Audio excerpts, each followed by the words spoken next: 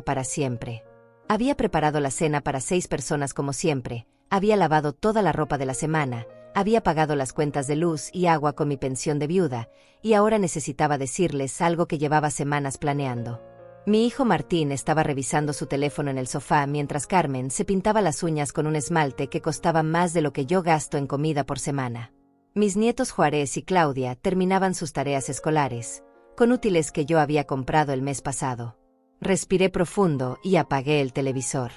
El silencio se instaló en la sala y todos voltearon a verme con esa expresión de fastidio que aparece cuando interrumpo sus rutinas. Llevaba 9 años manteniendo esta casa, 9 años entregando cada centavo de mi pensión para que ellos vivieran cómodamente mientras yo usaba la misma ropa gastada y caminaba cuadras extra para ahorrar el pasaje del autobús.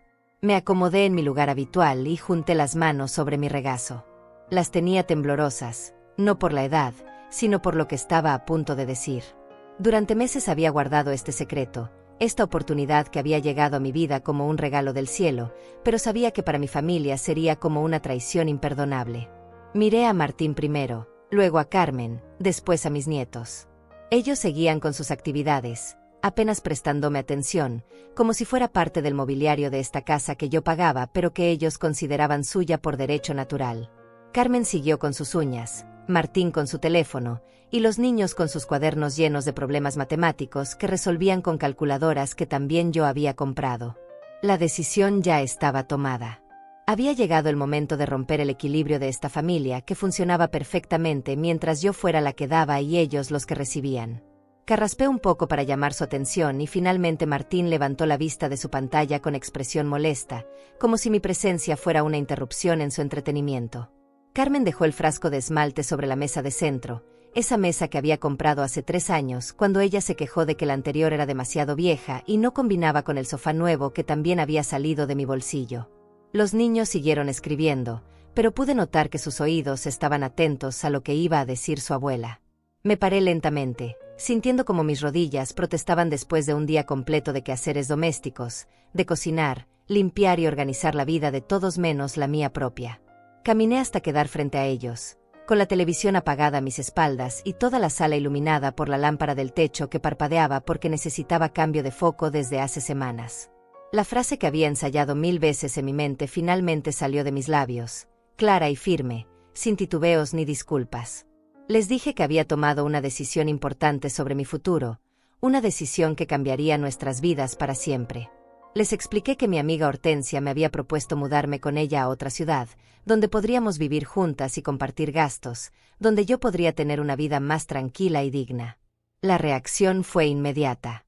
Carmen soltó el pincel del esmalte y se incorporó en el sofá como si hubiera recibido una descarga eléctrica. Sus ojos se abrieron enormes y su boca formó esa expresión de incredulidad que después se transformaría en furia. Martín dejó caer su teléfono sobre los cojines y me miró con una mezcla de confusión y pánico que nunca había visto en su rostro. Los nietos dejaron de escribir y levantaron la cabeza, sintiendo la tensión que comenzaba a llenarlo todo como una nube negra. Juárez, el mayor, entendió inmediatamente las implicaciones de mis palabras, mientras que Claudia simplemente observaba con curiosidad infantil, sin comprender aún que su mundo estaba a punto de colapsar. Carmen fue la primera en reaccionar, poniéndose de pie de un salto y caminando hacia mí con pasos decididos. Su cara había cambiado completamente. Ya no era la nuera que sonreía cuando necesitaba algo, sino una mujer desesperada enfrentando la pérdida de su fuente de ingresos. Me señaló con el dedo índice, ese mismo dedo que acababa de pintar con esmalte carísimo, y su voz salió como un rugido desesperado. ¿Quién va a pagar nuestros gastos?, gritó, acercándose tanto a mí que pude oler su perfume caro, ese que yo había comprado para su cumpleaños el mes pasado. Su rostro estaba rojo de la indignación y sus manos temblaban de rabia. No puedes irte así como así. Esta familia te necesita. Los niños te necesitan. Martín se levantó del sofá con movimientos bruscos, tropezando ligeramente con la mesa de centro en su prisa por acercarse. Su expresión había cambiado de confusión a una ira que jamás pensé ver dirigida hacia mí, su propia madre. Me agarró del brazo con más fuerza de la necesaria, sus dedos se hundían en mi piel arrugada mientras me miraba directamente a los ojos. Tú no vas a ningún lado, gruñó con una voz que no reconocía, grave y amenazante. Esta es tu casa, esta es tu familia, y aquí te vas a quedar. No vas a abandonarnos después de todo lo que hemos construido juntos. Su agarre se intensificó y pude sentir cómo sus uñas se clavaban en mi brazo. Carmen se sumó a los gritos. Su voz había subido una octava y resonaba por toda la casa. Los vecinos seguramente podían escucharla desde la calle. Si intentas escaparte de aquí, juro que te voy a encontrar. Y cuando lo haga, te voy a arrancar cada cabello de la cabeza. Eres una egoísta. Una anciana malagradecida que no piensa en nadie más que en sí misma. Los niños se habían puesto de pie junto a la mesa, asustados por la violencia de la escena que se desarrollaba ante sus ojos. Claudia comenzó a llorar en silencio, mientras Juárez intentaba consolarla con torpeza adolescente. El ambiente se había vuelto pesado, cargado de una agresividad que transformó mi hogar en un campo de batalla. Martín me sacudió ligeramente, como si intentara despertar en mí algo que ya estaba decidido. Mamá, tienes que entrar en razón. No puedes dejarnos así. ¿Qué vamos a hacer sin ti? ¿Cómo vamos a pagar la renta, la comida, la escuela de los niños? Su voz se quebró un poco al final, mezclando la ira con una desesperación genuina. Carmen siguió gritando, paseándose por la sala como una fiera enjaulada. 9 años. 9 años hemos vivido aquí como una familia. Y ahora resulta que te quieres largar por un capricho. Por una amiga que seguramente te está llenando la cabeza de ideas estúpidas. Su rostro estaba completamente distorsionado por la rabia. Pero yo permanecí en silencio, absorbiendo cada grito, cada amenaza, cada muestra de la verdadera naturaleza de las personas que habían vivido de mi generosidad durante casi una década. Sus reacciones no me sorprendían, las había anticipado, pero verlas en toda su crudeza me confirmó que mi decisión era la correcta. Esta no era una familia preocupada por mi bienestar, sino un grupo de parásitos aterrorizados por la posibilidad de perder a su anfitriona. Mi nombre es Florencia Pacheco y tengo 72 años. Hace 9 años, cuando mi esposo Ricardo murió de un infarto repentino, mi mundo se derrumbó por completo. Habíamos estado casados durante 45 años, construyendo una vida juntos que incluía esta casa modesta pero acogedora, donde criamos a nuestro único hijo Martín. Ricardo trabajaba como mecánico en un taller del barrio y yo me dedicaba al hogar, cuidando de nuestra familia y manteniendo todo en orden. Después del funeral, me quedé sola con una pensión de viuda de apenas $400 mensuales y una casa que necesitaba reparaciones constantes. Martín, que entonces tenía 36 años, acababa de perder su trabajo en una fábrica y atravesaba un divorcio difícil con su primera esposa. Carmen, su nueva pareja, estaba embarazada de Claudia y ya tenía a Juárez de una relación anterior. La situación era complicada para todos.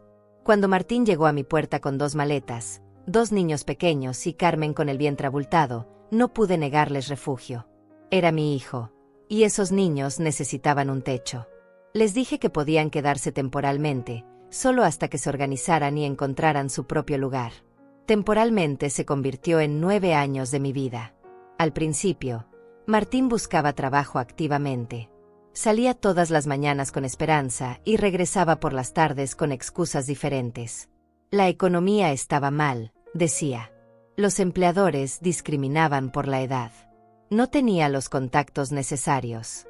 Carmen se quedaba en casa con los niños, quejándose constantemente del espacio reducido, de que los niños no tenían un patio grande donde jugar, de que la cocina era demasiado pequeña para una familia de 6 personas.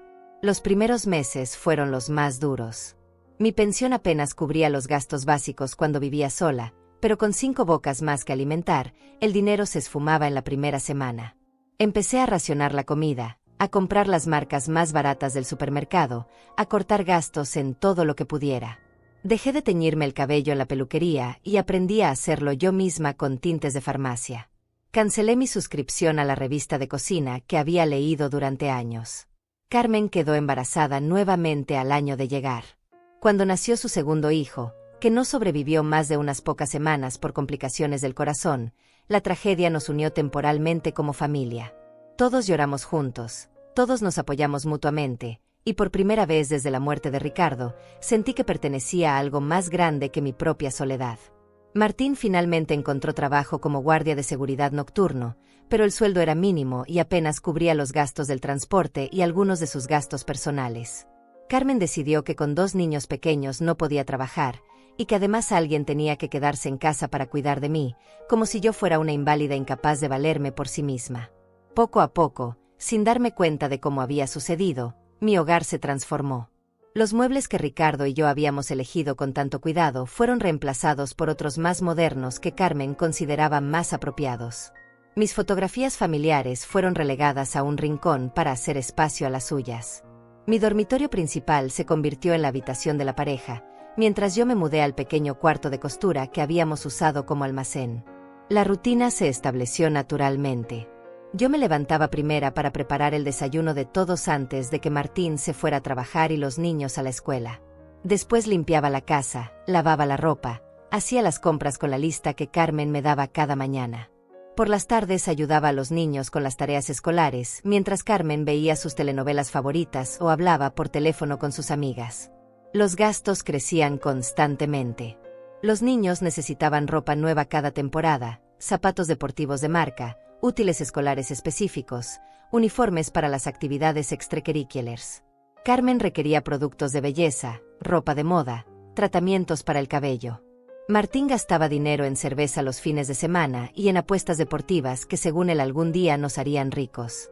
Mi pensión de $400 mensuales se estiraba de maneras que desafiaban las leyes de la matemática. Aprendí a hacer milagros con $20 de comida para toda la semana, a remendar calcetines hasta que quedaban más remiendo que calcetín original, a usar la misma blusa durante años hasta que prácticamente se deshacía en mis manos. Cuando los niños crecieron y sus necesidades se volvieron más costosas, Carmen comenzó a sugerir que yo solicitara préstamos bancarios usando la casa como garantía. Al principio me resistí, pero las presiones constantes y la culpa que me hacían sentir por no contribuir más a los gastos familiares finalmente me convencieron. Saqué un préstamo de $5,000 que se destinó a reparaciones de la casa y a cubrir gastos médicos de Juárez cuando se rompió el brazo jugando fútbol. Los años pasaron y mi papel en la familia se solidificó como el de la proveedora silenciosa. Nadie hablaba abiertamente de dinero, pero todos sabían que mis recursos eran limitados y que yo haría cualquier sacrificio para mantener a flote el hogar. Dejé de comprarme ropa nueva, de visitar al médico regularmente, de darme pequeños gustos como un café en la plaza los domingos. Carmen se había vuelto la señora de la casa, tomando todas las decisiones importantes sobre decoración, menús, horarios y reglas. Martín se había acomodado en su papel de hijo adulto sin responsabilidades reales, trabajando lo mínimo necesario y gastando sus ingresos en entretenimiento personal. Los nietos me veían como la abuela que siempre estaba disponible para todo, pero nunca como una persona con necesidades propias. La transformación había sido tan gradual que no me di cuenta de cuando dejé de ser la dueña de mi propia casa para convertirme en una empleada doméstica no remunerada que además pagaba todos los gastos. Cada mañana me despertaba en mi pequeño cuarto, miraba por la ventana hacia el jardín que ya no podía mantener como me gustaba, y me preguntaba cómo había llegado hasta ahí. Pero fue hasta la noche de aquel martes, cuando les anuncié mi decisión de mudarme, que finalmente entendí la verdadera naturaleza de mi situación.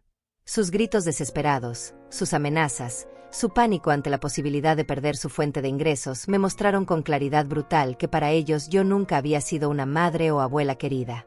Era simplemente un recurso económico que debía mantenerse funcionando a toda costa. Esa revelación, aunque dolorosa, me liberó de años de culpa y dudas sobre mis propios sentimientos. Los últimos 5 años habían sido especialmente difíciles. Mis $400 de pensión ya no alcanzaban para nada, pero cada mes seguía entregándoselos completos a Carmen para que manejara los gastos de la casa. Ella había asumido ese control hace tiempo, argumentando que yo era demasiado mayor para entender las necesidades modernas de una familia joven.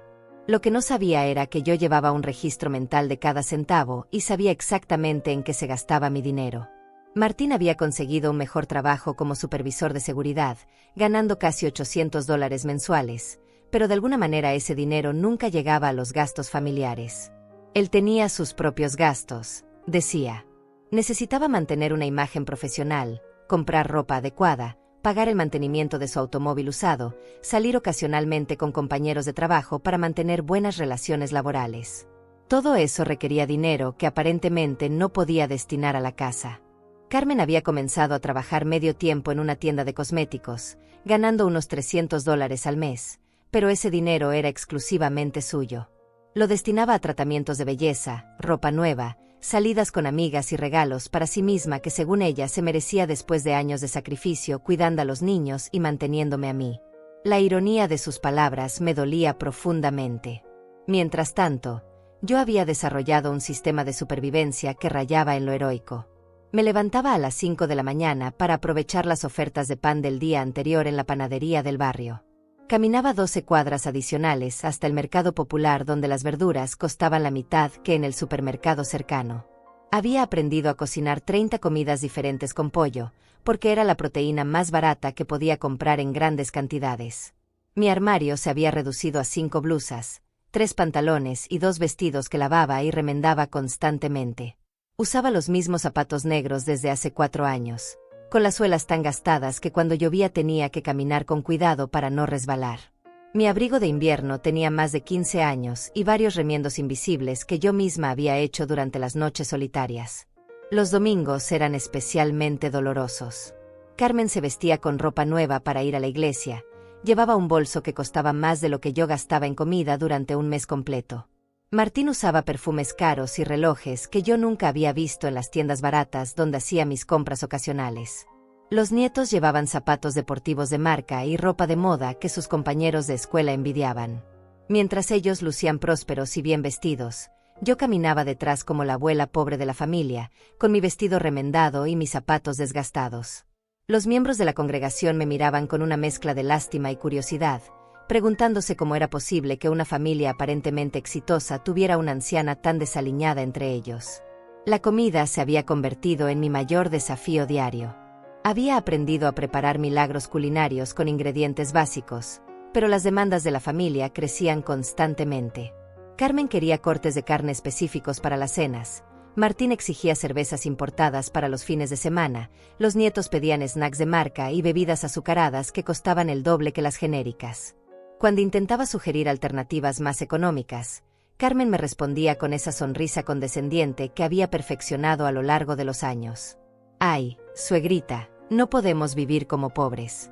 Los niños necesitan una alimentación adecuada, y Martín trabaja muy duro para merecer algunas comodidades. Además, a tu edad deberías preocuparte menos por el dinero y más por disfrutar a tu familia». Había comenzado a saltarme comidas regularmente. Desayunaba solo café negro y una tostada, almorzaba las sobras de lo que preparaba para la familia, y muchas noches cenaba únicamente té con galletas saladas.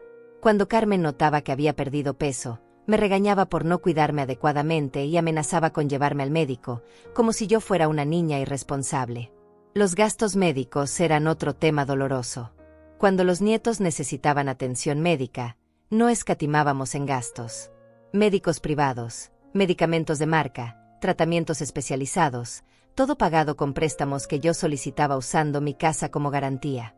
Pero cuando yo tenía molestias o dolores, Carmen sugería remedios caseros y me recordaba que a mi edad era normal sentirse mal ocasionalmente.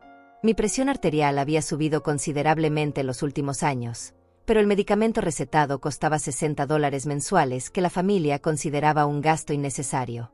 En su lugar, Carmen me daba aspirinas genéricas y me aconsejaba caminar más y preocuparme menos. Los mareos matutinos y los dolores de cabeza se habían vuelto compañeros constantes de mis días. El tema de las reparaciones de la casa era particularmente frustrante. Cuando algo se rompía en las áreas comunes, como el televisor de la sala o la lavadora, se reparaba inmediatamente sin importar el costo. Pero cuando la ventana de mi pequeño cuarto comenzó a filtrarse durante las lluvias, Carmen me dijo que podíamos posponerla hasta el próximo año porque no era urgente. Pasé 3 inviernos colocando baldes para recoger el agua y durmiendo con mantas adicionales. Los cumpleaños y celebraciones especiales eran momentos de particular contraste. Para los cumpleaños de los nietos organizábamos fiestas con decoraciones caras, comida abundante e invitados. Para el cumpleaños de Carmen comprábamos regalos costosos y salíamos a cenar a restaurantes elegantes. Para mi cumpleaños, si es que alguien lo recordaba, recibía un abrazo y tal vez un pastel casero hecho con ingredientes que yo misma había comprado. Las navidades eran especialmente dolorosas. Yo gastaba mis ahorros secretos, esos pocos dólares que lograba apartar de la compra semanal, en regalos para todos. Martín recibía camisas caras, Carmen perfumes o joyas modestas, los nietos juguetes o ropa que habían pedido específicamente. Para mí, La familia había desarrollado la tradición de regalar cosas prácticas como medias de lana o jabones baratos, cosas que necesitaba pero que no tenían valor sentimental alguno. Durante las reuniones familiares con los parientes de Carmen, yo servía la comida y lavaba los platos mientras ellos conversaban y reían en la sala. Cuando alguien preguntaba por mí, Carmen respondía que yo prefería mantenerme ocupada porque eso me hacía sentir útil. La realidad era que me habían asignado el papel de empleada doméstica no remunerada que además financiaba todos los gastos. Los fines de semana eran particularmente solitarios. Martín y Carmen salían con frecuencia a visitar amigos o a divertirse, dejándome cuidando a los nietos. Cuando regresaban tarde la noche, oliendo alcohol y riéndose fuertemente, yo ya estaba acostada en mi pequeño cuarto, preguntándome cuándo había perdido el derecho a tener mi propia vida social. Había dejado de tener amigas hace años. Las pocas relaciones que mantenía después de la muerte de Ricardo se fueron deteriorando cuando ya no pude corresponder invitaciones o participar en actividades que costaban dinero. Mis antiguas compañeras de la iglesia gradualmente dejaron de llamarme cuando siempre tenía que declinar sus invitaciones a almorzar o tomar café. La soledad se había vuelto mi compañera más constante. Pasaba las tardes sola en casa, viendo programas de televisión que no me interesaban, mientras esperaba que regresaran de la escuela los nietos para tener algo de compañía. Pero incluso con ellos, las conversaciones eran superficiales. Yo era la abuela que siempre estaba disponible para ayudar con tareas o preparar meriendas, pero nunca la persona con quien compartían sus sueños o preocupaciones reales. Todo cambió una tarde de octubre cuando sonó el teléfono. Yo estaba pelando papas para la cena mientras Carmen veía televisión en la sala y los nietos hacían tareas en sus habitaciones.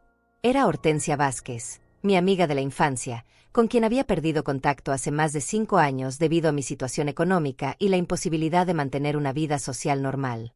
Hortensia había enviudado el año anterior y me llamaba con una propuesta que inicialmente sonó como un sueño imposible.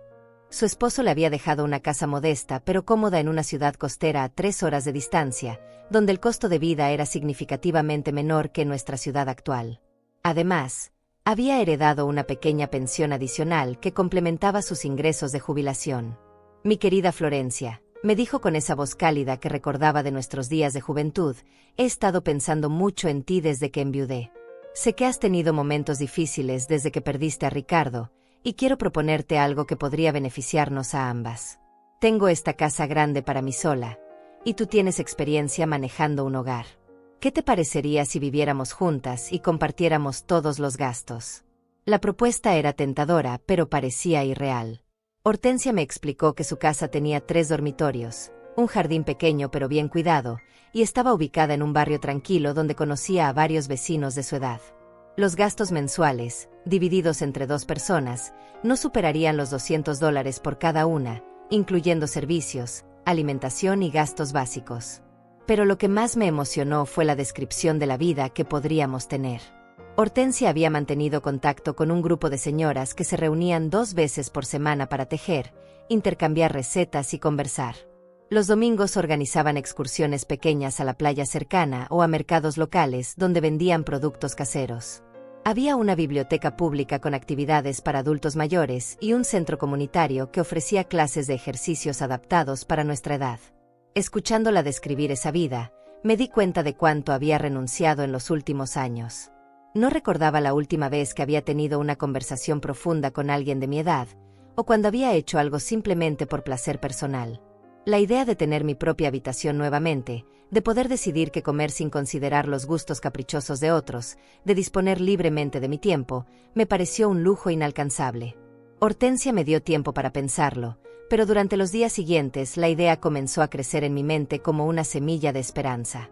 Calculé mentalmente mis finanzas y me di cuenta de que con mis $400 de pensión, tendría $200 libres cada mes después de cubrir mi parte de los gastos compartidos.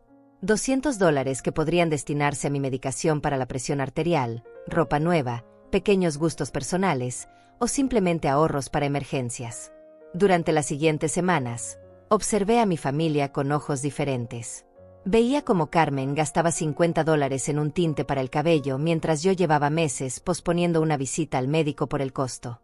Notaba cómo Martín compraba cerveza importada cada fin de semana, pero se quejaba cuando yo necesitaba dinero para medicamentos básicos. Observaba a los nietos desperdiciando comida cara mientras yo medía cada porción que me servía. Una tarde, mientras limpiaba la casa vacía porque todos habían salido sin invitarme, encontré un recibo de compra que Carmen había dejado sobre la mesa de la cocina. Había gastado $120 en cosméticos y productos de belleza en una sola visita a la tienda. Esa cantidad era más de lo que yo tenía para gastos personales en 3 meses completos. La revelación me golpeó como una bofetada fría. Mientras yo me privaba de necesidades básicas para mantener a flote los gastos familiares, ellos se daban lujos constantemente sin consideración alguna por mi bienestar. Había normalizado mi sacrificio hasta el punto de volverlo invisible, como si fuera mi obligación natural proveer mientras ellos recibían. Llamé a Hortensia esa misma noche desde el teléfono de la cocina, cuando todos dormían. Le dije que había tomado mi decisión, pero que necesitaba tiempo para planear mi salida cuidadosamente. Sabía que la reacción de mi familia sería explosiva y quería estar preparada para todas las posibles consecuencias. Hortensia me tranquilizó explicándome que ella había pasado por una situación similar con sus propios hijos después de enviudar. La diferencia era que ella había tomado la decisión de poner límites antes de que la situación se volviera insostenible. Me contó cómo había tenido que ser firme con sus hijos adultos cuando intentaron mudarse a su casa después de la muerte de su esposo, y cómo esa firmeza inicial les había enseñado a valorar su independencia. También me habló de las mujeres que conocía en su nueva ciudad, muchas de las cuales habían pasado por experiencias similares. Señoras que habían dedicado décadas de sus vidas a familias que las habían dado por sentado, hasta que finalmente decidieron reclamar sus años dorados para sí mismas. Sus historias me dieron esperanza y me hicieron entender que no estaba sola en esta situación. Durante las siguientes semanas comencé a hacer preparativos secretos. Guardé documentos importantes en una pequeña caja que escondí debajo de mi cama. Reuní fotografías familiares que realmente significaban algo para mí, especialmente las de Ricardo y los primeros años de Martín, cuando aún éramos una familia verdadera. Aparté discretamente algunos objetos de valor sentimental que no quería perder. También comencé a ahorrar dinero de maneras creativas. Cuando Carmen me daba dinero para la compra semanal, lograba ahorrar algunos dólares comprando marcas más baratas o aprovechando ofertas especiales. En lugar de comprar pan fresco todos los días, compraba más cantidad cuando estaba en oferta y lo congelaba. Cada dólar ahorrado lo guardaba en un sobre escondido dentro de un libro viejo de recetas. El proceso de tomar esta decisión me había devuelto algo que había perdido hace años: la sensación de tener control sobre mi propia vida. Por primera vez en mucho tiempo, tenía un secreto que era completamente mío, un plan que nadie más conocía, una esperanza que nadie podía quitarme o manipular. Sin embargo, también experimentaba momentos de culpa intensa. Veía a los nietos haciendo tareas y me preguntaba si estaba siendo egoísta al abandonar su estabilidad. Observaba a Martín regresar cansado del trabajo y dudaba si tenía derecho a retirar mi apoyo. Escuchaba a Carmen quejarse del presupuesto ajustado y me cuestionaba si mi decisión no los perjudicaría demasiado. Pero entonces recordaba la conversación telefónica con Hortensia, donde me había dicho algo que se quedó grabado en mi memoria: Florencia, tú ya criaste a tu hijo. Ya cumpliste tu papel de madre y de esposa. Ahora tienes derecho a vivir para ti misma. Si ellos han dependido de ti durante tanto tiempo sin reciprocidad, es porque tú se lo has permitido. Cambiar esa dinámica no te convierte en una mala persona, te convierte en una mujer inteligente. Las palabras de Hortensia resonaban en mi mente cada vez que la culpa amenazaba con debilitar mi resolución. Comencé a ver mi situación desde una perspectiva diferente. No estaba abandonando a mi familia, estaba enseñándoles a ser independientes. No estaba siendo egoísta, estaba recuperando mi dignidad. No estaba rompiendo vínculos familiares, estaba estableciendo límites saludables. La fecha que había acordado con Hortensia para mudarme era el primer día de diciembre, lo que me daba 6 semanas para terminar mis preparativos. Había decidido que les anunciaría mi decisión con 2 semanas de anticipación, tiempo suficiente para que procesaran la información, pero no tanto como para que tuvieran oportunidad de sabotear mis planes o presionarme hasta hacerme cambiar de opinión. Después de anunciar mi decisión aquella noche de martes, la casa se sumergió en un caos que jamás había imaginado posible. Carmen continuaba gritando con una intensidad que hacía temblar los cristales de las ventanas, mientras Martín me mantenía sujeta del brazo con una fuerza que me estaba dejando marcas moradas en la piel. Los nietos habían corrido a refugiarse en sus habitaciones, asustados por la violencia que se había desatado en la sala. «No puedes hacernos esto», No después de todo lo que hemos sido como familia. Carmen caminaba en círculos como un animal herido, gesticulando dramáticamente con las manos. Hemos construido una vida juntos. Los niños te ven como su segunda madre. Y ahora resulta que todo eso no significa nada para ti. Su voz se quebró en sollozos teatrales que no me conmovieron en absoluto. Durante años había visto esas mismas lágrimas aparecer cada vez que necesitaba dinero extra para algún capricho o cuando quería manipular una situación a su favor. Eran lágrimas calculadas, lágrimas de cocodrilo que había aprendido a usar como herramienta de control emocional. Martín me soltó bruscamente y comenzó a caminar de un lado al otro de la sala, pasándose las manos por el cabello con desesperación. Mamá, tienes que entender que nosotros también tenemos sentimientos. No somos unos extraños que llegaron a aprovecharse de ti. Somos tu familia, tu sangre. ¿Cómo puedes pensar en abandonarnos así? Su argumento sonaba ensayado, como si hubiera estado preparando esta conversación desde hace tiempo, anticipando que algún día yo podría rebelarme contra mi papel de proveedora silenciosa. Pero sus ojos no mostraban dolor genuino, sino pánico económico. Era el miedo de un hombre adulto que había vivido cómodamente durante años sin asumir responsabilidades reales. Carmen se acercó nuevamente, pero esta vez con una estrategia diferente. Se sentó en el sofá y adoptó una pose de mujer devastada, con las manos cubriéndose el rostro y los hombros temblorosos. Su voz salió entrecortada, como si estuviera haciendo un esfuerzo sobrehumano por controlar sus emociones. Florencia, quizás no nos hemos expresado bien, pero tú eres el corazón de esta familia. Sin ti, todo se desmorona. Los niños van a sufrir terriblemente. Van a pensar que su abuela los abandonó porque no los quiere lo suficiente. ¿Realmente puedes vivir con esa culpa? La manipulación emocional era tan obvia que me sorprendió no haberla reconocido antes en otras situaciones. Carmen había perfeccionado el arte de usar a los nietos como escudos emocionales cada vez que necesitaba obtener algo de mí. Cuando quería dinero extra para ropa, mencionaba que los niños necesitaban cosas para la escuela. Cuando deseaba que yo cuidara a los nietos durante el fin de semana, me recordaba lo importante que era para ellos tener tiempo de calidad con su abuela. Martín se unió al ataque emocional, sentándose a mi lado e intentando tomar mis manos con una gentileza forzada que contrastaba brutalmente con la agresividad que había mostrado minutos antes. Mamá, sé que a veces las cosas se ponen difíciles, pero eso es normal en todas las familias. Podemos hablar, podemos hacer cambios, podemos encontrar soluciones que funcionen para todos. ¿Qué tipo de cambios? Le pregunté con voz tranquila, mirándolo directamente a los ojos. Martín pareció sorprendido por mi pregunta, como si no hubiera esperado que yo pidiera detalles específicos de sus promesas vagas.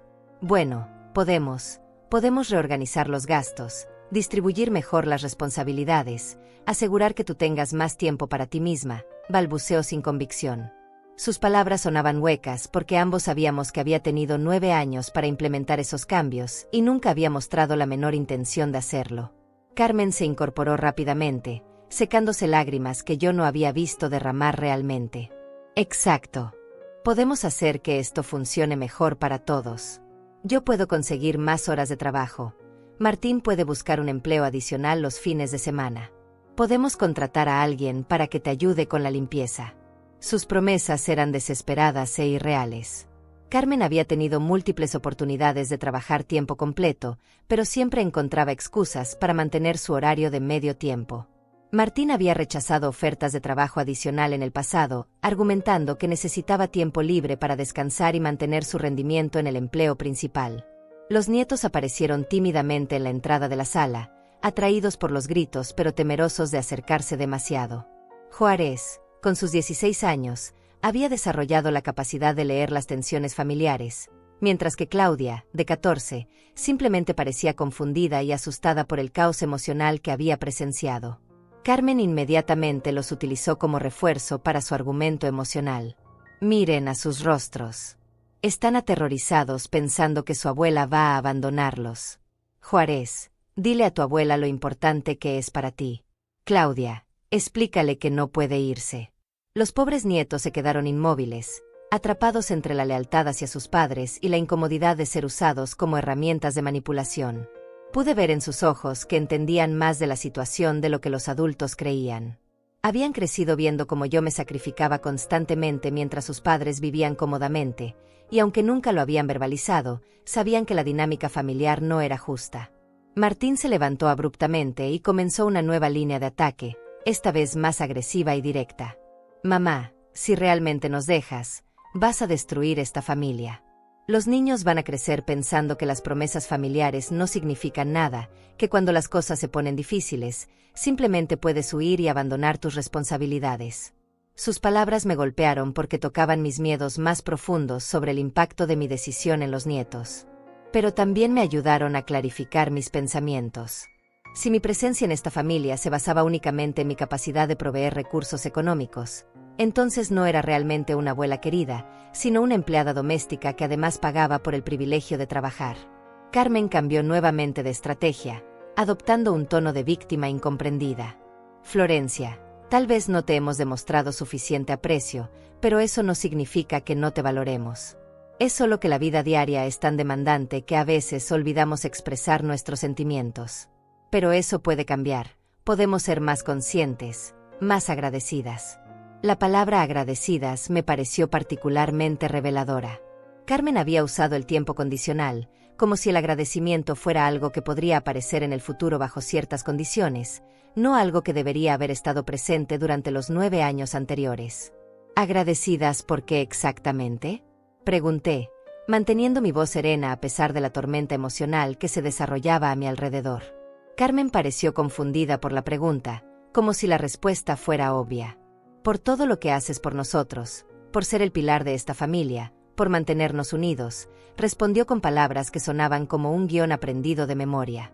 Pero yo no quiero ser el pilar de nadie más, les dije finalmente, expresando en voz alta un pensamiento que había estado creciendo en mi mente durante meses. Quiero ser simplemente Florencia, una mujer de 72 años que tiene derecho a vivir sus últimos años con dignidad y tranquilidad. El silencio que siguió a mis palabras fue más pesado que todos los gritos anteriores. Por primera vez en la noche, tanto Martín como Carmen parecían estar procesando realmente lo que yo estaba diciendo, no solo reaccionando al pánico de perder su fuente de ingresos. Martín rompió el silencio con una voz más baja pero cargada de amenaza. Mamá, esta casa tiene recuerdos de papá, tiene historia familiar. No puedes simplemente huir de todo eso. Y además, prácticamente hemos invertido años de nuestras vidas aquí. No es justo que ahora nos eches como si fuéramos extraños. Sus palabras revelaron algo que yo había comenzado a sospechar. Para ellos, mi casa se había convertido en su casa, mis recursos en sus recursos, mi vida en un anexo conveniente de sus propias vidas. La idea de que yo pudiera tomar decisiones independientes sobre mi futuro les parecía no solo inconveniente, sino moralmente incorrecta. Carmen se levantó del sofá con movimientos dramáticos y caminó hacia la ventana, adoptando una pose de mujer profundamente herida por la traición. Si realmente te vas, Florencia, quiero que sepas que vas a destruir mucho más que esta familia. Vas a destruir la confianza de esos niños en el amor incondicional. Vas a enseñarles que las personas mayores pueden ser egoístas y crueles cuando deberían ser sabias y generosas. Esa noche no pude dormir. Me quedé despierta en mi pequeño cuarto, escuchando los murmullos que venían del dormitorio principal donde Martín y Carmen seguían discutiendo mi decisión en voz baja. Ocasionalmente captaba fragmentos de su conversación, estrategias para hacerme cambiar de opinión, planes para convencer a otros familiares de que me presionaran, e incluso discusiones sobre cómo podrían mantener sus gastos actuales sin mi aporte económico. Había sufrido golpes emocionales antes en mi vida, pero esa noche experimenté algo diferente. No era solo dolor o decepción, sino una claridad fría y determinante que me recorrió como agua helada. Durante 9 años había vivido en una negación cómoda, convenciéndome de que mis sacrificios eran por amor familiar y que eventualmente serían reconocidos y valorados. La reacción de esa noche había destruido esa ilusión completamente. Me levanté silenciosamente y caminé hasta la ventana de mi cuarto, mirando hacia la calle vacía iluminada por faroles que parpadeaban. La casa estaba en silencio ahora, pero podía sentir la tensión flotando en el aire como una niebla tóxica. Sabía que mañana traería nuevos intentos de manipulación, más lágrimas dramáticas, más promesas vacías de cambio. Pero algo fundamental había cambiado en mí durante esas horas de gritos y amenazas. La mujer que había entrado a esa sala para anunciar su decisión de mudarse había sido reemplazada por alguien más fuerte, más determinada, más consciente de su propio valor. Ya no era Florencia la proveedora silenciosa, sino Florencia la mujer que había decidido recuperar su vida. Durante las siguientes semanas, la casa se convirtió en un campo de batalla psicológico. Carmen había desarrollado una estrategia de múltiples frentes que incluía lágrimas a demanda, chantaje emocional sutil y manipulación de los nietos para que me hicieran sentir culpable. Algunas mañanas despertaba con pequeños regalos en mi mesa de noche, una flor del jardín, una taza de café preparada como a mí me gustaba, o una nota manuscrita expresando amor y gratitud. Martín había adoptado un enfoque diferente, alternando entre el hijo devoto y el hombre adulto frustrado. Algunos días llegaba del trabajo con pequeños obsequios para mí, chocolates baratos, revistas usadas, o productos de farmacia que según él había comprado pensando en mi bienestar. Otros días me ignoraba completamente, creando un ambiente helado que se suponía me haría sentir excluida y arrepentida de mi decisión. Los nietos habían sido instruidos claramente sobre su papel en esta campaña de presión. Claudia comenzó a abrazarme más frecuentemente, diciéndome lo mucho que me quería y lo triste que estaría si yo me fuera. Juárez, más sutil en su aproximación, comenzó a pedirme ayuda con proyectos escolares complicados, como si quisiera demostrarme lo mucho que me necesitaba académicamente. Pero yo había comenzado mi propia campaña silenciosa de preparación. Durante las tardes, cuando la casa estaba vacía, organizaba mis documentos personales, separando lo que era verdaderamente mío de lo que pertenecía a la familia. Encontré mi testamento original, mis pólizas de seguro, los títulos de propiedad de la casa, y todos los documentos que probaban mi independencia legal y financiera. También comencé a revisar los préstamos que había solicitado usando la casa como garantía durante los últimos años. El monto total me impactó: $8,000 en préstamos que habían financiado reparaciones de la casa, gastos médicos de los nietos, y varias emergencias familiares que en retrospectiva parecían más caprichos que necesidades reales. Una tarde, mientras revisaba estados de cuenta bancarios antiguos, descubrí algo que me heló la sangre.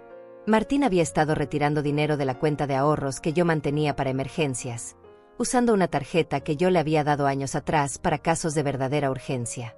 Durante los últimos 2 años, había retirado pequeñas cantidades regularmente, nunca lo suficiente como para que yo lo notara en mis revisiones mensuales superficiales. El total de esos retiros no autorizados ascendía a $1,200. Dinero que yo había ahorrado centavo a centavo, privándome de medicamentos, ropa y pequeños gustos personales. Dinero que él había usado para gastos que yo desconocía completamente, probablemente entretenimiento personal, apuestas, o regalos para Carmen que yo había admirado sin saber que habían sido comprados con mis propios ahorros secretos. Esa revelación fue el punto de quiebre definitivo. Ya no se trataba solo de una familia que daba por sentado mi generosidad, sino de personas que habían cruzado la línea hacia el robo directo. Había sido ingenua pensando que mis sacrificios eran por lo menos transparentes y consensuados, cuando en realidad había estado siendo víctima de un fraude financiero sistémico. Llamé al banco al día siguiente y cancelé todas las tarjetas adicionales de mi cuenta. Cambié las claves de acceso y solicité que cualquier movimiento futuro requiriera mi presencia física con identificación. El empleado bancario, un joven que no podía tener más de 30 años, me miró con una mezcla de curiosidad profesional y lástima personal cuando le expliqué que necesitaba proteger mis fondos de acceso familiar no autorizado. Carmen notó el cambio en mi actitud antes que Martín. Durante la cena del viernes, intentó una de sus estrategias emocionales habituales, quejándose de lo difícil que había sido la semana y sugiriendo que necesitábamos hacer algo especial para relajarnos como familia. Cuando yo no respondí con mi oferta habitual de financiar alguna salida o actividad, sus ojos se endurecieron con una desconfianza que no había visto antes. ¿Pasa algo, Florencia?, me preguntó con una dulzura que no llegaba a sus ojos. Has estado muy callada últimamente, y los niños han notado que estás diferente. Esperamos que no estés enferma o deprimida por esa idea tonta de mudarte. Su uso de la palabra tonta me confirmó que no había cambiado nada en su perspectiva. Para ella, mi decisión seguía siendo un capricho irracional que eventualmente podría ser derrotado con suficiente presión y manipulación. No había reconocimiento de mis años de sacrificio, no había comprensión de mis necesidades como persona independiente, no había respeto por mi derecho a tomar decisiones sobre mi propia vida. Estoy perfectamente bien, Carmen, respondí con una tranquilidad que la desconcertó visiblemente. Simplemente estoy evaluando muchas cosas de mi vida y tomando decisiones que debía haber tomado hace años. Martín dejó de comer y me miró con atención renovada. ¿Qué tipo de decisiones, mamá? Su voz tenía un matiz de alarma que intentaba disfrazar como curiosidad casual. Decisiones sobre mi futuro, mis finanzas, mis relaciones y mi bienestar general, respondí sin dar detalles específicos. He vivido muchos años poniendo las necesidades de otros antes que las mías, y eso va a cambiar. El silencio que siguió fue denso e incómodo. Los nietos intercambiaron miradas confundidas, sintiendo la tensión pero sin entender completamente las implicaciones de mis palabras. Carmen y Martín, sin embargo, entendieron perfectamente que algo fundamental había cambiado en la dinámica familiar. Esa noche, después de que todos se fueran a dormir, me senté en la cocina con una taza de té y una libreta que había comprado esa tarde. Comencé a escribir una lista detallada de todos los gastos que yo cubría mensualmente, todos los préstamos que había solicitado para beneficio familiar, y todos los pequeños robos financieros que había descubierto. Los números eran abrumadores y reveladores. También escribí otra lista, cosas que quería hacer en mi nueva vida con Hortensia. Quería aprender a usar una computadora para mantener contacto con viejas amigas que vivían lejos. Quería tomar clases de pintura en el centro comunitario. Quería leer libros que había postergado durante años por falta de tiempo y tranquilidad mental. Quería caminar por la playa en las mañanas sin preocuparme por preparar desayuno para 5 personas. Escribiendo esa segunda lista, me di cuenta de cuánto había renunciado sin siquiera notarlo. No solo había entregado mi dinero y mi tiempo, sino que había perdido mi identidad como persona independiente. Me había convertido en un recurso familiar, una función más que una persona, un medio para que otros vivieran cómodamente mientras yo me desvanecía lentamente en el fondo. La semana siguiente, Hortensia me llamó para confirmar los detalles de mi mudanza. Su voz sonaba emocionada y esperanzada, completamente diferente al ambiente tóxico que se había instalado en mi casa. Me contó sobre las mejoras que había hecho en la habitación que sería mía, sobre los vecinos que estaban ansiosos por conocerme, sobre las actividades que habíamos planeado para mis primeras semanas en la nueva ciudad. Escuchando su entusiasmo, me di cuenta de cuánto tiempo había pasado desde que alguien se emocionara genuinamente por mi bienestar. Hortensia no me veía como una fuente de recursos o una solucionadora de problemas, sino como una amiga querida que merecía felicidad y tranquilidad en sus años dorados. Cuando colgué el teléfono, encontré a Carmen parada en la entrada de la cocina, con una expresión que no había visto antes. Era una mezcla de curiosidad, sospecha y algo que podría haber sido miedo.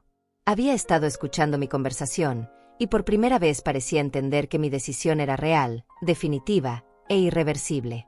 La mañana del domingo decidí que había llegado el momento de actuar.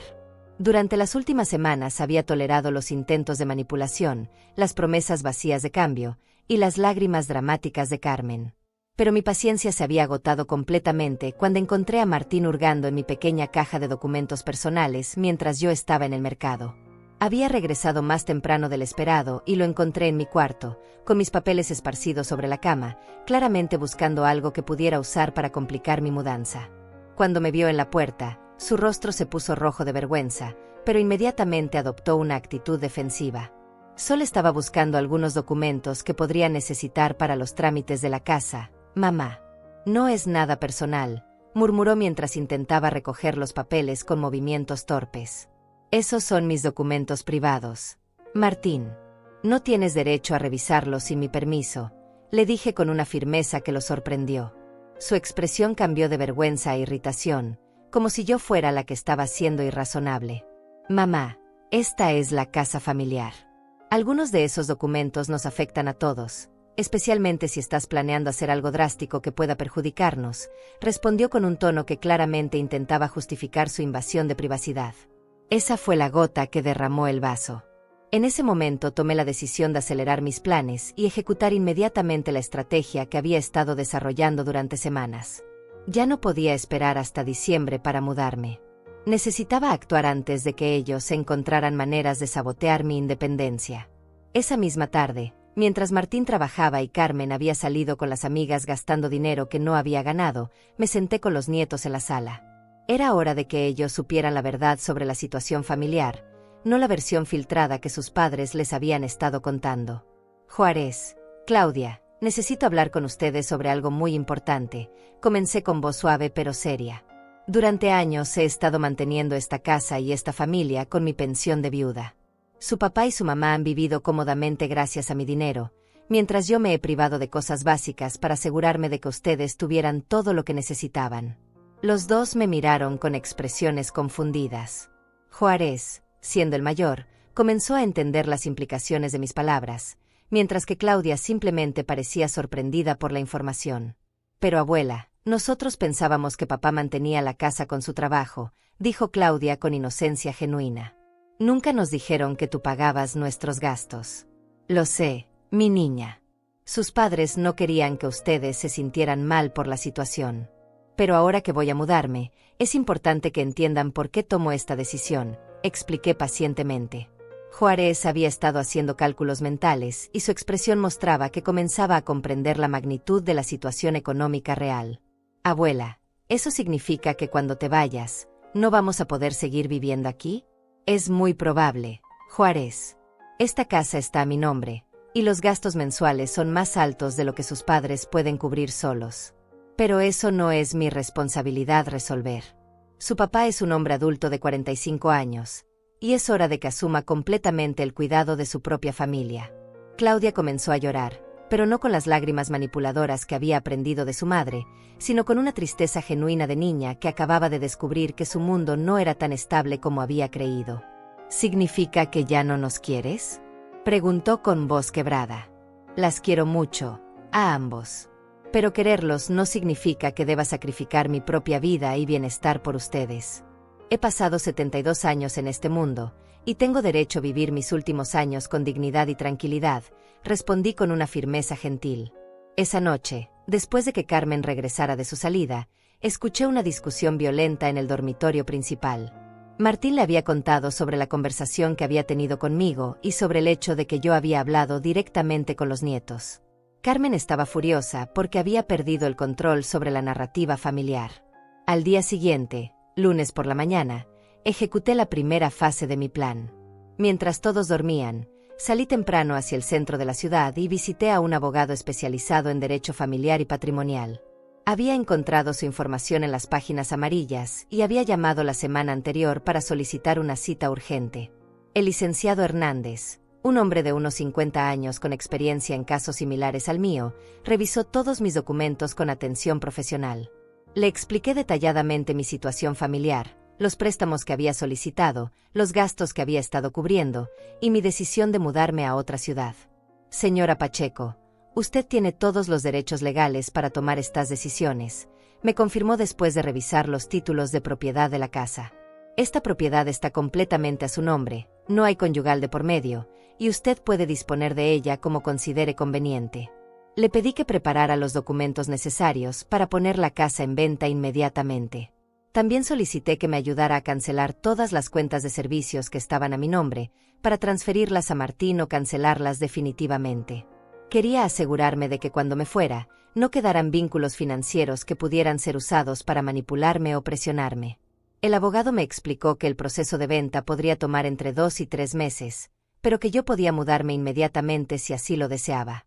También me ayudó a redactar una carta legal dirigida a mi familia, explicando formalmente mis decisiones y estableciendo los plazos para que encontraran alternativas habitacionales. Regresé a casa al mediodía, con todos los documentos legales en una carpeta nueva y una sensación de poder que no había experimentado en años. Por primera vez en mucho tiempo, yo tenía el control completo de la situación, y ellos iban a tener que adaptarse a mis decisiones en lugar de obligarme a ceder a las suyas. Carmen estaba en la cocina preparando almuerzo cuando llegué. Me miró con suspicacia, notando la carpeta que llevaba y mi expresión determinada. ¿Dónde estuviste toda la mañana, Florencia?, preguntó con un tono que intentaba sonar casual, pero que no ocultaba su preocupación. Resolviendo algunos asuntos legales relacionados con mi mudanza, respondí sin dar detalles adicionales. ¿Qué tipo de asuntos legales?, insistió, acercándose a mí con movimientos que interpretó como amenazantes. Asuntos que me conciernen únicamente a mí, Carmen. Ya no vas a estar enterada de cada detalle de mi vida personal, respondí con una frialdad que la desconcertó visiblemente. Esa tarde, cuando Martín regresó del trabajo, reuní a toda la familia en la sala para una conversación final. Saqué la carta que el abogado había preparado y la leí en voz alta, sin permitir interrupciones. La carta establecía claramente que la casa sería puesta en venta inmediatamente, que todos los servicios serían transferidos o cancelados dentro de 30 días, y que yo me mudaría a mi nueva residencia en exactamente 2 semanas. También especificaba que cualquier intento de interferir con estos planes sería considerado acoso y podría resultar en acciones legales. El silencio que siguió a la lectura fue absoluto. Carmen había perdido completamente su color habitual. Martín parecía estar procesando información que no había anticipado, y los nietos simplemente observaban con una mezcla de miedo y fascinación. «Esto es una locura total, mamá», finalmente dijo Martín con voz temblorosa. «No puedes destruir esta familia por un capricho egoísta. No puedes echarnos a la calle como si fuéramos delincuentes». «No los estoy echando, Martín. Les estoy dando 30 días para que encuentren sus propias soluciones habitacionales. Son adultos independientes, y es hora de que actúen como tales», respondí manteniendo mi tono profesional y distante. Carmen explotó en lágrimas dramáticas, pero esta vez yo no sentí ni un ápice de compasión. Habían tenido años para valorar mi generosidad y construir una relación familiar genuina. En lugar de eso, habían elegido explotarme sistemáticamente mientras fingían afecto. «Esto es crueldad pura. Estás destruyendo a 2 niños inocentes por tu egoísmo senil», gritó Carmen con una histeria que ya no me afectaba. «Los niños van a aprender una lección valiosa sobre la importancia del trabajo, la responsabilidad y la gratitud», respondí calmadamente. «Lecciones que ustedes no han sido capaces de enseñarles durante todos estos años». Esa noche, por primera vez desde que había anunciado mi decisión, dormí profundamente y sin culpa. Había recuperado mi poder, había establecido mis límites, y había comenzado el proceso de recuperar mi vida. El miedo y la manipulación ya no tenían control sobre mí. Los siguientes días fueron como observar el colapso de un castillo de naipes construido sobre cimientos falsos. La realidad de mi decisión comenzó a impactar a mi familia de maneras que ellos jamás habían anticipado, y sus reacciones desesperadas revelaron la verdadera naturaleza de las personas con quienes había vivido durante 9 años. Carmen fue la primera en intentar damage control con los vecinos y familiares. La vi desde mi ventana corriendo de casa en casa durante las mañanas, claramente tratando de conseguir apoyo para su versión de los eventos. Su estrategia era presentarse como la víctima de una anciana cruel que había perdido la razón y estaba destruyendo una familia amorosa por capricho senil. Pero sus esfuerzos no tuvieron el resultado esperado. La señora González, nuestra vecina de al lado, había observado durante años cómo yo caminaba cuadras adicionales cargando bolsas pesadas de compras mientras Carmen se paseaba en taxis con bolsas de tiendas caras. El señor Ramírez del otro lado había notado cómo mi ropa se había deteriorado progresivamente mientras la familia lucía cada vez más próspera. Cuando Carmen llegó a la casa de doña María, la vecina más respetada de la cuadra, recibió una respuesta que no había anticipado. Doña María me contó después que le había dicho directamente: «Mija, he visto cómo esa pobre mujer se sacrifica por ustedes durante años. Si fuera mi nuera, ya la habría puesto en su lugar hace mucho tiempo». El intento de Carmen de conseguir apoyo se convirtió en una humillación pública cuando se corrió la voz por el barrio sobre la verdadera situación económica de la familia. Los vecinos comenzaron a verlos con otros ojos, ya no como la familia próspera que aparentaban ser, sino como parásitos que habían estado viviendo del sacrificio de una anciana. Martín tomó un enfoque diferente, pero igualmente desesperado. Comenzó a llamar a familiares lejanos, algunos de los cuales no había contactado en años, tratando de conseguir que me presionaran para cambiar de opinión. Llamó a mi hermana que vive en otra ciudad, a primos que apenas recordaba, incluso a antiguos compañeros de trabajo de Ricardo. Pero estos familiares, cuando escucharon los detalles de la situación, reaccionaron de manera opuesta a lo que Martín esperaba. Mi hermana me llamó directamente para felicitarme por finalmente haber tomado control de mi vida. Mis primos expresaron indignación por cómo había sido tratada y me ofrecieron apoyo moral para mi decisión. La tía Carmen, hermana de mi difunto esposo y una mujer de 80 años con un carácter fuerte, le dijo a Martín por teléfono algo que toda la casa escuchó: «Muchacho sinvergüenza, tu madre ya crió a su hijo y cumplió sus obligaciones. Si a los 45 años no puedes mantener tu propia familia, el problema no es de ella, es tuyo». Los nietos comenzaron a entender gradualmente la magnitud del cambio que se avecinaba.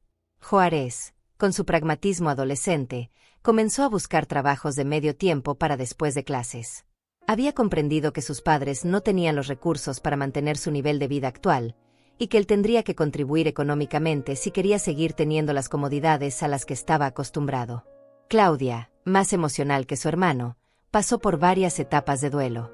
Primero intentó convencerme con lágrimas y abrazos, luego me ignoró completamente durante 3 días, después trató de negociar conmigo prometiendo que ella podría ayudar más en la casa, y finalmente llegó a una aceptación resignada de la situación. Una tarde, Claudia se acercó a mí mientras yo empacaba mis pertenencias personales. «Abuela, entiendo por qué te vas», me dijo con una madurez que me sorprendió. «Papá y mamá nunca nos dijeron que tú pagabas todo. Pensábamos que éramos una familia normal. Eres una niña muy inteligente, Claudia. Algún día entenderás que a veces las personas que más amamos son las que más nos lastiman, no por maldad, sino por ignorancia», le respondí mientras acariciaba su cabello. La crisis financiera real comenzó a manifestarse cuando llegaron las primeras facturas después de que yo cancelara mi contribución automática a los gastos de la casa. La cuenta de luz, que siempre había sido pagada puntualmente con mi pensión, llegó con un aviso de corte de servicio. La hipoteca mensual, que yo había estado cubriendo desde que refinanciamos la casa, se atrasó por primera vez en años. Carmen intentó desesperadamente conseguir créditos bancarios, pero descubrió que sin mi firma como aval y sin ingresos suficientes comprobables, ninguna institución financiera estaba dispuesta a prestarles dinero. Su trabajo de medio tiempo en la tienda de cosméticos generaba apenas $300 mensuales, y el sueldo de Martín de $800 no era suficiente para cubrir gastos que habían estado acostumbrados a que yo pagara. Fue entonces cuando comenzaron los intentos desesperados de chantaje emocional más sofisticado. Carmen organizó una cena familiar especial, cocinando mis platillos favoritos con ingredientes caros que compró fiado en la tienda del barrio. Durante la cena, toda la familia me colmó de atenciones y expresiones de amor que sonaban forzadas y calculadas. Después de la cena, Martín me presentó un plan detallado que había estado preparando durante días. Había creado un presupuesto familiar que supuestamente demostraba cómo podrían contribuir más a los gastos de la casa si yo decidía quedarme. Según sus cálculos, él podría conseguir horas extras en el trabajo, Carmen podría trabajar tiempo completo, e incluso los nietos podrían conseguir trabajos de fin de semana. «Mamá, mira estos números», me dijo mostrándome hojas llenas de cálculos optimistas. «Podemos hacer que esto funcione para todos. Tú podrías quedarte con $200 completos de tu pensión cada mes para tus gastos personales. Nosotros cubrimos todo lo demás. Es una propuesta justa para todos». Lo que no mencionaba en su plan era que esas promesas requerían cambios drásticos en sus hábitos de gasto y estilo de vida que nunca habían demostrado voluntad de hacer. Carmen tendría que renunciar a sus tratamientos de belleza, Martín a sus cervezas y apuestas, los nietos a sus marcas de ropa caras. Era un plan hermoso en papel pero imposible en la realidad, considerando la personalidad y historia de cada uno de ellos. Mire detenidamente los números de Martín, no porque tuviera intención de cambiar mi decisión, sino porque quería entender completamente la magnitud de la crisis económica que enfrentarían sin mi apoyo. Los números confirmaron lo que yo había sospechado. Habían estado viviendo muy por encima de sus posibilidades reales, financiando un estilo de vida insostenible con mi pensión de viuda. «Es una propuesta interesante, Martín, pero llegaste 9 años tarde con esta oferta», le respondí devolviendo los papeles. Durante todo ese tiempo tuve que mendigar cada dólar que necesitaba para mis gastos personales, mientras ustedes vivían como si mi dinero fuera suyo por derecho divino. La desesperación de Carmen alcanzó nuevos niveles cuando se dio cuenta de que mis decisiones eran irreversibles. Comenzó a tener ataques de pánico dramáticos, especialmente cuando llegaban facturas o avisos de cobranza. Una mañana la encontré llorando histéricamente en la cocina, rodeada de papeles de deudas que se habían acumulado en solo 2 semanas. «No podemos pagar nada. Van a cortarnos los servicios. Los niños van a tener que cambiar de escuela. Vamos a terminar en la calle como mendigos», gritaba entre sollozos que esta vez parecían genuinos en lugar de manipuladores. «Carmen, durante 9 años yo viví con la ansiedad constante de no saber si mi dinero alcanzaría para mantener a esta familia. Ahora ustedes van a experimentar esa misma ansiedad, pero con la diferencia de que tienen edad y capacidad para trabajar y resolver sus problemas», respondí sin mostrar compasión. El momento más revelador llegó cuando Carmen intentó contactar a Hortensia directamente para convencerla de que cancelara su invitación. Había conseguido el número telefónico revisando mis papeles personales, y le había hecho una llamada larga explicándole que yo estaba pasando por una crisis emocional y que mi decisión de mudarme era producto de confusión mental relacionada con la edad. Hortensia me contó después sobre esa conversación. Carmen le había pintado un cuadro de una familia devastada por el abandono de una abuela egoísta, y le había sugerido que sería más bondadoso de su parte retirar la invitación para evitar la destrucción de un hogar feliz. Pero Hortensia, que me conocía desde la infancia, había visto a través de la manipulación inmediatamente. Le había respondido a Carmen que una mujer de 72 años tenía todo el derecho del mundo a decidir dónde y cómo vivir sus últimos años, y que cualquier familia que se opusiera a la felicidad y tranquilidad de su matriarca evidentemente no merecía los sacrificios que había estado haciendo. Cuando me enteré de esta llamada, sentí una mezcla de indignación y alivio. Indignación por la audacia de Carmen al intentar sabotear mi nueva oportunidad de vida, y alivio por tener una amiga que entendía completamente mi situación y me apoyaba incondicionalmente. La humillación pública de la familia se intensificó cuando el banco comenzó el proceso de cobranza de los préstamos que yo había solicitado usando la casa como garantía.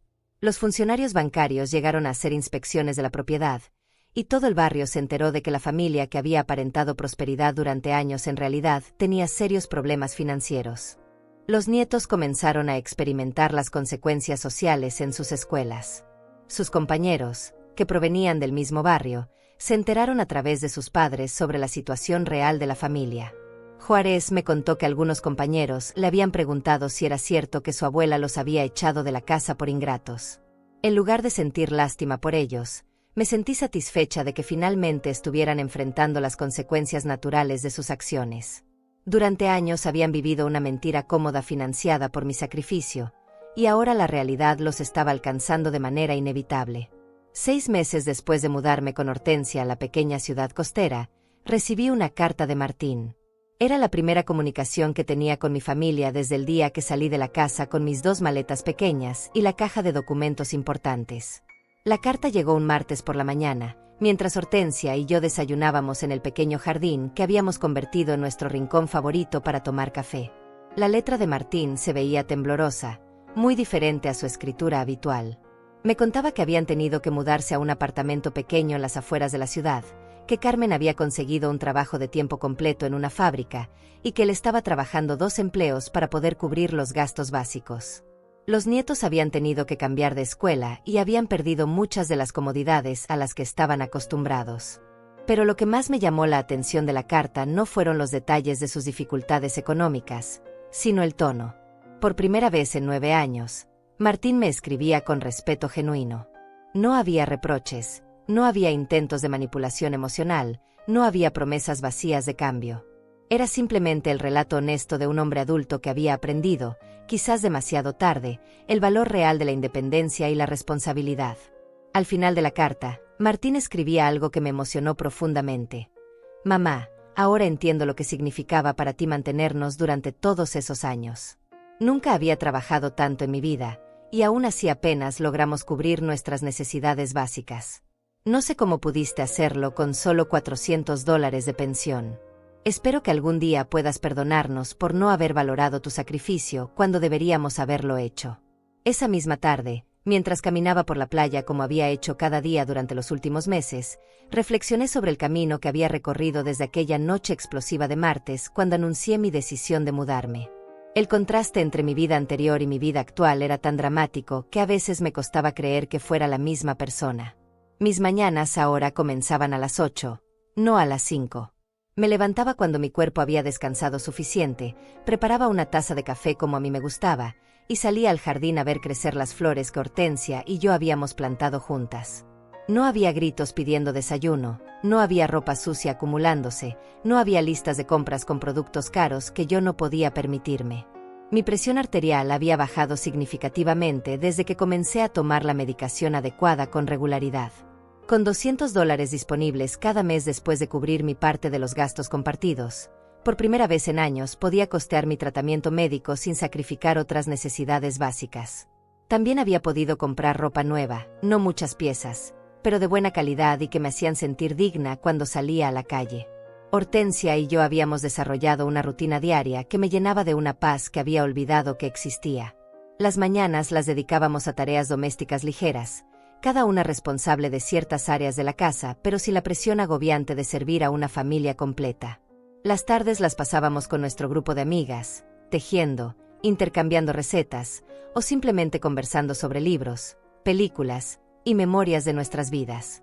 Los domingos se habían convertido en mi día favorito de la semana. Hortensia y yo íbamos a la misa matutina en la pequeña iglesia del pueblo, donde nadie nos conocía como algo más que dos señoras amigas que habían decidido vivir juntas para acompañarse mutuamente. Después de la misa, caminábamos por el mercado local, comprando productos frescos de pescadores y agricultores de la zona. Por las tardes dominicales, nos sentábamos en la terraza con vista al mar, leyendo o simplemente observando las gaviotas y los pescadores que regresaban con sus capturas del día. Esos momentos de silencio compartido me habían enseñado la diferencia entre estar sola y estar en paz. En mi vida anterior, estaba rodeada de gente pero profundamente sola. Ahora, con una sola compañía genuina, me sentía completa.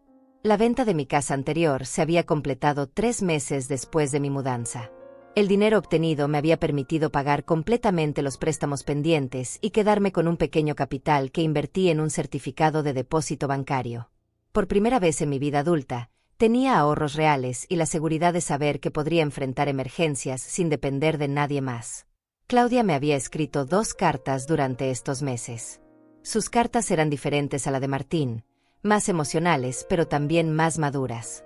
Me contaba sobre su nueva escuela, sobre cómo había tenido que aprender a valorar las cosas que antes daba por sentadas, y sobre cómo la experiencia la había hecho apreciar más el trabajo que hacía su padre y el esfuerzo que ahora hacía su madre. En su segunda carta, Claudia escribía algo que me tocó profundamente. Abuela, al principio estaba muy enojada contigo por habernos dejado. Pero ahora que he visto lo duro que trabajan papá y mamá para mantenernos, entiendo que tú trabajabas igual de duro o más cuando vivías con nosotros. La diferencia es que ellos reciben salario por su trabajo, y tú nunca recibiste nada más que críticas y exigencias.